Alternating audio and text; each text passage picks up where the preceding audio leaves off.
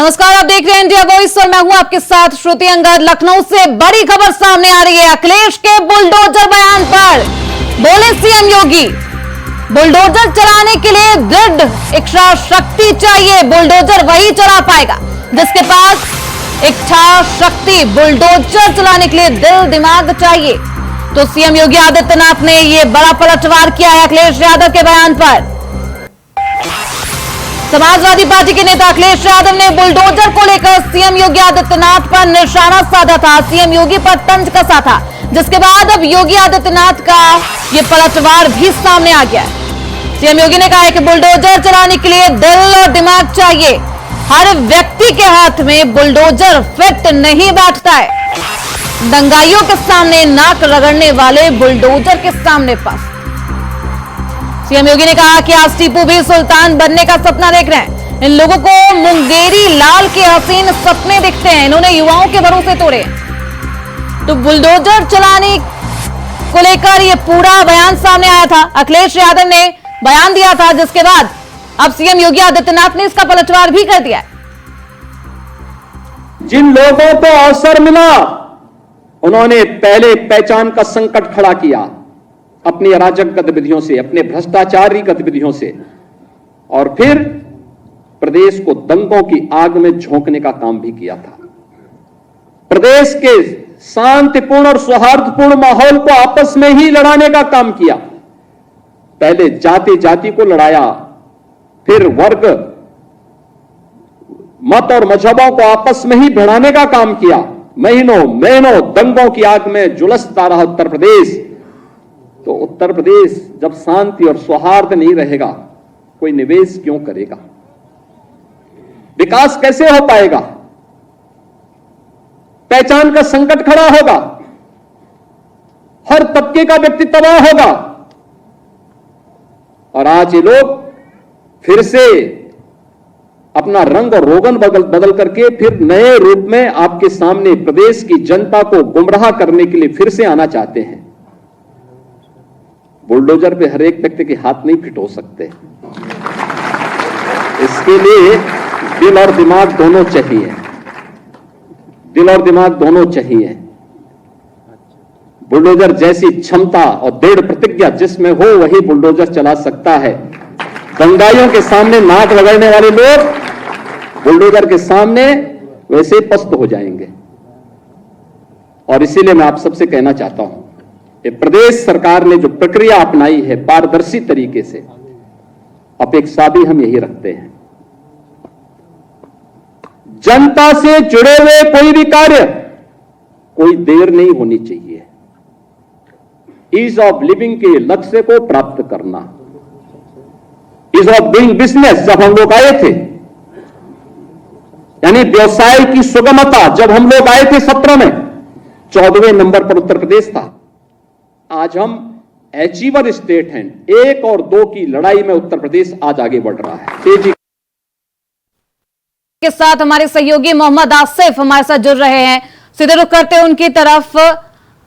आसिफ, अखिलेश यादव ने बयान जारी किया था, ट्वीट करके बोला था कि 2027 में जब समाजवादी पार्टी की सरकार बनेगी तब वो गोरखपुर में सबसे ज्यादा बुलडोजर की कार्रवाई करेंगे। उसके बाद अब सीएम योगी आदित्यनाथ का यह पलटवार।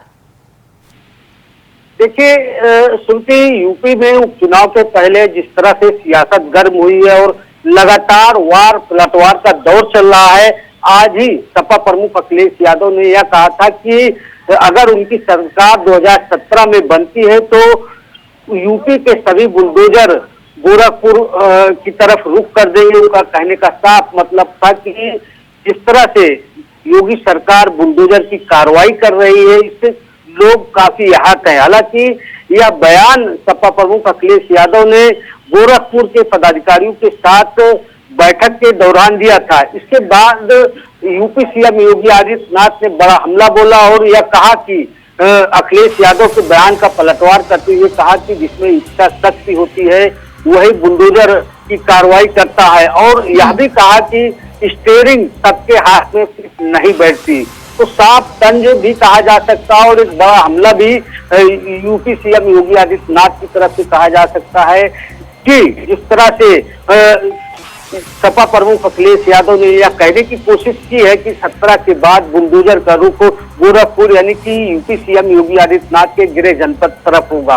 वहीं अब पलटवार में जिस तरह से यूपी सीएम योगी आदित्यनाथ ने यहां तक भी कह डाला कि इच्छा शक्ति, कहने का मतलब साफ है कि बुलडोजर की कार्रवाई चलती रहेगी और जिस तरह से अपराधियों के ऊपर बुलडोजर की कार्रवाई हो रही है वह नहीं रुकेगी। जी सुनती बिल्कुल, जिस तरीके से सुप्रीम कोर्ट ने बुलडोजर एक्शन पर एक सख्त टिप्पणी की थी, उसके बाद से लगातार बुलडोजर की कार्रवाई को लेकर विपक्ष सवाल खड़े कर रहा था और उसके बाद अब अखिलेश यादव का ये बयान कहीं ना कहीं सियासी घमासान की तरफ लेता हुआ नजर आ रहा है। लेकिन एक तरफ जहां समाजवादी पार्टी ये दावा कर रही है कि 2027 में विधानसभा चुनाव जब होगा तो उनकी ही सरकार बनेगी, ये आत्मविश्वास लगता है लोकसभा चुनाव में मिली जीत के बाद आया है। आसिफ, जिस तरह से लोकसभा चुनाव का परिणाम आया, 37 सीटों पर समाजवादी पार्टी ने कब्जा किया और देश की सबसे तीसरी बड़ी पार्टी भी बनकर उभर कर आई है और इससे कहीं ना कहीं समाजवादी पार्टी का जोश आई है और उसी जोश के चलते समाजवादी पार्टी हरियाणा, महाराष्ट्र और जम्मू कश्मीर में भी चुनावी ताल ठोकेगी और जिस तरह से उपचुनाव की तैयारियों के बीच जो 2027 के रण की भी तैयारी चल रही है और समाजवादी पार्टी पीडीए फार्मूले पर ही पूरी तरह से चुनाव मैदान में होगी। इससे कहीं ना कहीं जोश आई है और यह लग रहा है कि 2027 का रण भी जीत लेंगे और इस लगातार पीडीए फार्मूले को मजबूत करने के लिए समाजवादी पार्टी सब में बैठक का दौर जारी है। युवा फ्रंटल को भी जोड़ा जा रहा है और कहा जा सकता है कि पीडीए प्लस का भी इस्तेमाल करेगी या कहा जा सकता है कि पिछड़ा, दलित और अल्पसंख्यकों के साथ साथ युवाओं को भी जोड़ने की तैयारी समाजवादी पार्टी की है। और अब इन सब के बीच जिस तरह से बुलडोजर के पर सियासत शुरू हो गई है, बुलडोजर पर यूपी की सियासत पिछले चुनाव में भी देखने को मिली थी। जिस तरह से यूपी सीएम योगी आदित्यनाथ ने कहा था कि बुलडोजर उन्हीं के घरों में चलेगा जो माफिया हैं, वहीं दूसरी तरफ सुप्रीम कोर्ट का एक फैसला आया, बुलडोजर की कार्रवाई पर जिस तरह से रोक लगाने की कोशिश की गई, उसी के बाद सपा प्रमुख अखिलेश यादव ने यहाँ बड़ा बयान दिया और कहा कि उनकी सरकार बनती है तो बिल्कुल सिर्फ ये आत्मविश्वास की ही लहर है समाजवादी पार्टी में, जो अभी चुनाव भी नहीं हुए, चुनाव की रणनीति भी तैयार नहीं की गई, लेकिन उससे पहले अब इस तरीके का दावा भी समाजवादी पार्टी के प्रमुख अखिलेश यादव करते हुए नजर आ रहे हैं। आप बने रहिए, आगे भी आपका रुख करेंगे आसिफ। लेकिन अब बुलडोजर को लेकर, बुलडोजर की कार्रवाई को लेकर सियासी बयान सामने आ रहे हैं, जिसका पलटवार सीएम योगी आदित्यनाथ ने कुछ इस तरीके से दिया था। तो अब लखनऊ से बड़ी खबर सामने आ रही है। अब्बास अंसारी समेत 5 लोगों के खिलाफ केस दर्ज किया गया है। चित्रकूट में गैंगस्टर एक्ट के तहत का ये पूरा मुकदमा दर्ज, जेल में रहकर गैंग चलाकर रंगदारी वसूलने का ये पूरा आरोप विधायक अब्बास अंसारी, ड्राइवर नियाज अंसारी और पर ये पूरा केस है। सपा नेता फराज खान, कैंटीन संचालक नवनीत पर दर्ज किया गया है केस। अकाउंटेंट शहबाज आलम पर गैंगस्टर का ये पूरा मुकदमा। तो अब्बास अंसारी समेत 5 लोगों पर केस दर्ज किया गया। चित्रकूट में गैंगस्टर एक्ट के तहत ये पूरा मुकदमा दर्ज किया गया है। मुख्तार अंसारी के बेटे विधायक अब्बास अंसारी हैं और एक बार फिर से अब्बास अंसारी पर कानूनी शिकंजा कसता हुआ नजर आ रहा है। अब्बास अंसारी समेत 5 लोगों के खिलाफ केस दर्ज किया गया है।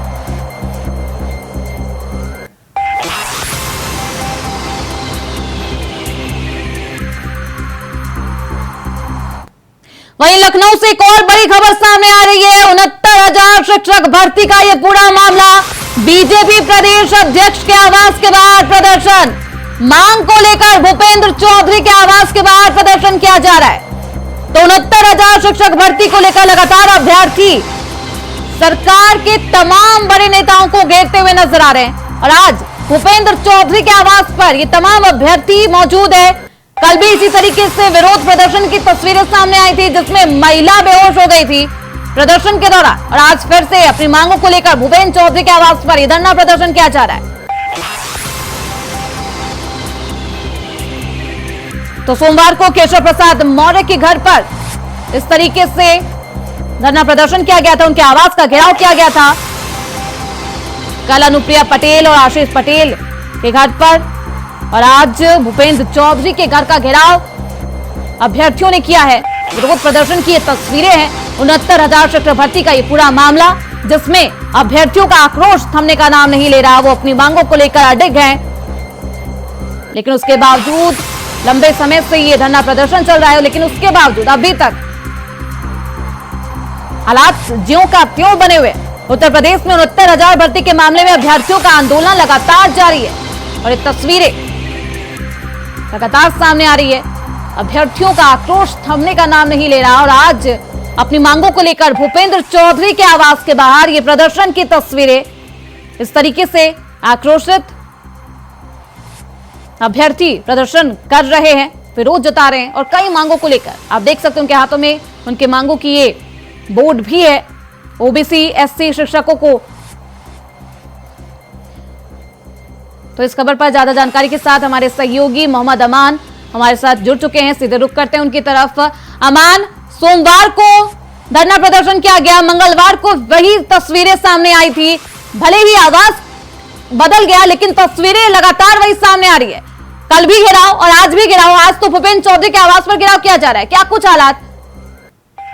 ये श्रुति, देखिए बता दें, जिस तरह से ये 69,000 शिक्षक भर्ती वाला मामला है और लगातार ये शिक्षक मंत्रियों के घरों का, आवासों का घेराव कर रहे हैं। जहां इन्होंने सोमवार को घेराव किया था मंत्री के आवास का, वहीं इन्होंने अनुप्रिया पटेल के घर का भी घेराव किया, जो केंद्र मंत्री है। वहां पे भी इन लोग गए थे। इन लोगों ने अपने द्वारा जो लिस्ट जारी करना था, मेरिट लिस्ट है, उसके लिए जो है लगातार गुहार लगाई, आवाज अपनी बुलंद की है। और ये बड़ी संख्या में जो शिक्षक हैं जो इस समय जा रहे हैं, मंत्रियों के घरों का घेराव कर रहे हैं और वहीं बैठे हैं। इनका साफ तौर से कहना है कि जो हमारी लिस्ट है, हाईकोर्ट से जो आदेश है वो आए हुए आज 15-20 दिन से ऊपर हो रहे हैं, उसके बाद भी जो लिस्ट है वो लिस्ट क्यों नहीं जारी की जा रही है। इसमें बेसिक शिक्षा के जो अधिकारी हैं ये उनकी लापरवाही साफ तौर से बता रहे हैं। शिक्षकों का कहना है कि जब इस मामले को लेकर मुख्यमंत्री के भी आदेश आ चुके हैं, मुख्यमंत्री ने ट्वीट द्वारा भी सभी को निर्देशित किया है, उसके बावजूद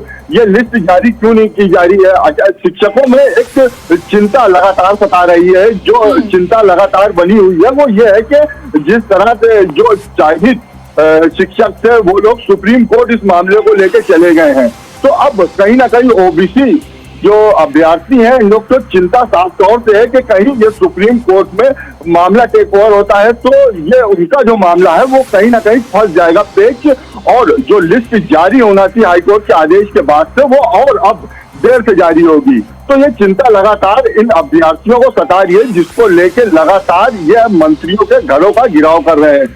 आज फिलहाल जो भाजपा के बिल्कुल चिंता आखिर दूर कब होगी? आक्रोश की तस्वीरें, प्रदर्शन की तस्वीरों से तो चिंता दूर नहीं होगी। आखिर दूर कैसे होगी और कैसे इस पर काम किया जाएगा ताकि इन लोग को भी रोजगार की जो समस्या है, जो भी इनकी मांगे हैं वो पूरी की जा सके? आखिर क्या कुछ ठोस कदम उठाए जाने चाहिए? जी, जिस तरह से हाईकोर्ट के आदेश आने के बाद हाईकोर्ट ने जो सख्त आदेश दिए थे कि इन सभी की जो लिस्ट बना के जारी की जाए और उन सबको नियुक्ति दी जाए, तो उसके बावजूद भी जो बेसिक शिक्षा के अधिकारी हैं वो लिस्ट बनाने में विलंब कर रहे हैं। तो अब इसमें जो चिंता है वो स्वाभाविक है कि कहीं ना कहीं पेच फंसता दिखाई दे रहा है। इसमें जिस तरह से सुप्रीम कोर्ट का मामला सामने आता नजर आ रहा है, तो कहीं ना कहीं अगर सुप्रीम कोर्ट में मामले की सुनवाई हो जाती है तो जो ओबीसी छात्र हैं इन लोगों का मामला, जो लिस्ट आना थी या लिस्ट जो आने वाली थी, वो कहीं ना कहीं फंसती नजर आ रही है। बिल्कुल अमान, इस तरीके से लगातार विरोध प्रदर्शन की तस्वीरें उत्तर प्रदेश में से सामने आ रही है। बहुत शुक्रिया इन तमाम जानकारी के लिए अमान, आप निगाह बनाए रखिए।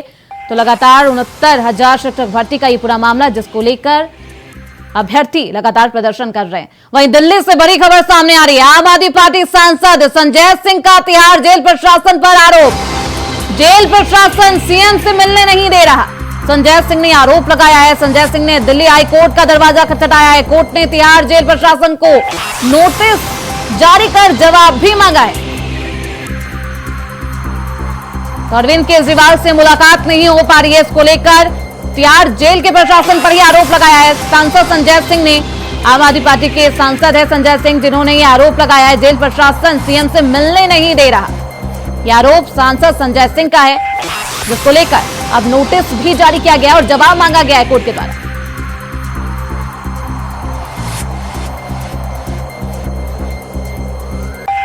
तो जेल प्रशासन सीएम से मिलने नहीं दे रहा। वहीं लखनऊ से बड़ी खबर सामने आ रही है। हरियाणा विधानसभा चुनाव से जुड़ी बड़ी खबर, सीटों को लेकर रस्साकसी हुई तेज। सूत्र से मिली जानकारी के अनुसार सीटों को लेकर मंथन किया जा रहा है। कांग्रेस सपा के बीच सीट शेयरिंग की बात अटकी है।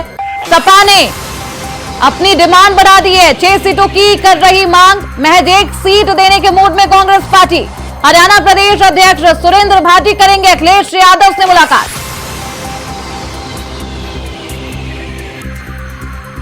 तो हरियाणा में चुनाव हो रहा है, 5 अक्टूबर को चुनाव, लेकिन उससे पहले पार्टियों में घमासान का मंजर देखने को मिल रहा है। हरियाणा विधानसभा चुनाव से इस वक्त की जुड़ी बड़ी खबर हम आपको बता रहे हैं। सीटों को लेकर रस्साकसी अब तेज हो गई है। गठबंधन के मूड में जहां कांग्रेस पार्टी नजर आ रही है, वहीं समाजवादी पार्टी ने अब 6 सीटों की मांग रख दी है।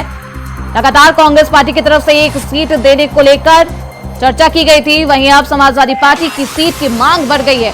इसको लेकर लगातार मंथन का दौर जारी है। वही खबर लखनऊ से, यूपी के मदरसा शिक्षक करेंगे धरना प्रदर्शन। शिक्षक दिवस पर मदरसा शिक्षक करेंगे प्रदर्शन। 8 वर्षों के बकाया वेतन की मांग को लेकर प्रदर्शन। योजना को राज्य सरकार द्वारा संचालन की मांग है। तो मदरसा आधुनिकीकरण मोर्चे के बैनर तले ये प्रदर्शन किया जाएगा।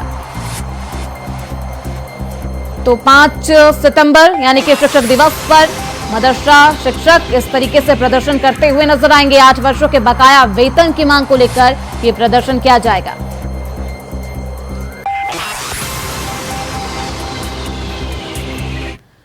वहीं लखनऊ से जुड़ी बड़ी खबर सामने आ रही है। वक्फ बिल संशोधन 2024 को लेकर बैठक। दारुल उलूम नदवातुल उलमा नदवा में हुई बैठक। सुन्नी वक्फ बोर्ड के अध्यक्ष जुफर फारूकी रहे मौजूद। पर्सनल लॉ बोर्ड के सदस्य खालिद रशीद रहे मौजूद। बैठक में बिल पर अनावश्यक बयान न देने के निर्देश जारी किए गए। वक्फ संशोधन बिल का विरोध जारी रहेगा। तो वक्फ संशोधन बिल का ये विरोध लगातार जारी रहेगा। पर्सनल लॉ बोर्ड के सदस्य खालिद रशीद इस बैठक में मौजूद रहे। वहीं लखनऊ से बड़ी खबर सामने आ रही है। केजीएमयू में डॉक्टर निकालेंगे कैंडल मार्च। आज शाम 6 बजे निकालेंगे डॉक्टर कैंडल मार्च। बंगाल में हुई घटना को लेकर कि कैंडल मार्च निकाला जाएगा। बंगाल पीड़िता के लिए न्याय की होगी मांग। तो लगातार कोलकाता कांड को लेकर जिस तरीके से कोलकाता में रेप कांड हुआ, उसने सभी के दिल को दहला दिया था, झकझोर दिया। तो उसके बाद से ही लगातार विरोध प्रदर्शन की तस्वीरें देश भर से सामने आई और अब बंगाल पीड़िता के लिए न्याय की मांग फिर से तेज हो गई है। और लखनऊ में केजीएमयू में डॉक्टर कैंडल मार्च निकालेंगे, कैंडल मार्च करते हुए नजर आएंगे। कोलकाता में हुए विभत्स घटना को लेकर न्याय की मांग की जाएगी।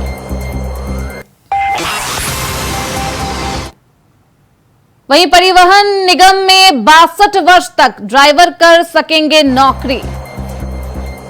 शारीरिक रूप से फिट होने पर 62 वर्ष तक सेवा जारी रहेगी। 20,000 से अधिक नियमित संविदा चालकों को मिलेगा लाभ। बस ड्राइवरों की कमी के चलते ये बड़ा फैसला लिया गया है। तो 20,000 से अधिक नियमित संविदा चालकों को इसका लाभ मिलेगा। 62 अगर फिट हुए तो 62 उम्र के बाद भी वो सेवा अपनी जारी रख सकेंगे। परिवहन निगम में 62 वर्ष तक ड्राइवर कर सकेंगे अब नौकरी।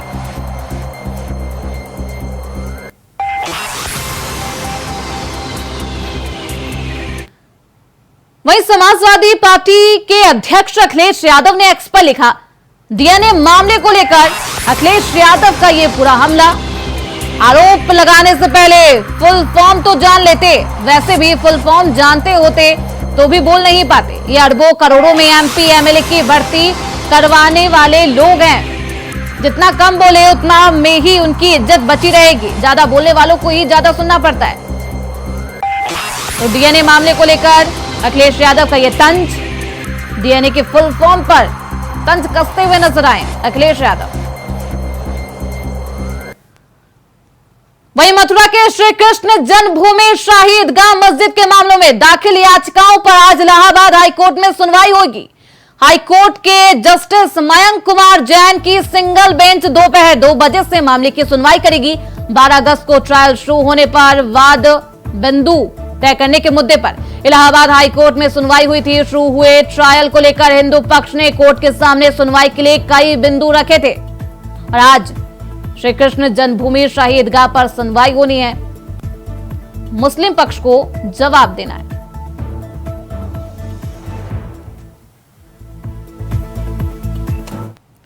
वहीं लखनऊ के पश्चिम जोन में पुलिस प्रशासन ने एक बार फिर बड़े पैमाने पर फेरबदल कर दिया है।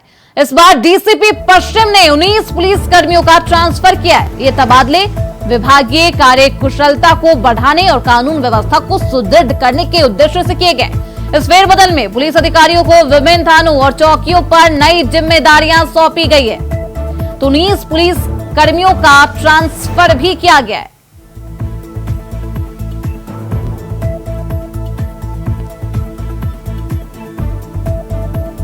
तो कई पुलिस को नई जिम्मेदारी सौंपी गई है। पश्चिम जोन में पुलिस कर्मियों के बड़े फेरबदल किए गए। पुलिस को नई जिम्मेदारी सौंपी गई है। 19 पुलिस कर्मियों का ट्रांसफर किया गया है। वही खबर बुलंदशहर से है, जहां पुलिस का लंगड़ा ऑपरेशन जारी है। इस दौरान गौकशों से अरनिया पुलिस की मुठभेड़ में 25,000 का इनामी बदमाश के पैर में गोली लगने से घायल हो गया, जबकि उसके 3 अन्य साथी फरार बताए जा रहे हैं। पुलिस उनकी तलाश कर रही है। तो बुलंदशहर की पुलिस को बड़ी कामयाबी मिली है। पुलिस का लंगड़ा ऑपरेशन लगातार जारी है। 25,000 का इनामी बदमाश घायल हो गया है। मुठभेड़ के दौरान ये बदमाश घायल हुआ है। वहीं बदमाश के 3 अन्य साथी फरार बताए जा रहे हैं। जांच में पुलिस प्रशासन जुटी हुई नजर आ रही है। तो बुलंदशहर की पुलिस को बड़ी सफलता मिली है। फिलहाल इस बुलेटिन में बस इतना ही। देखते रहिए इंडिया वॉइस।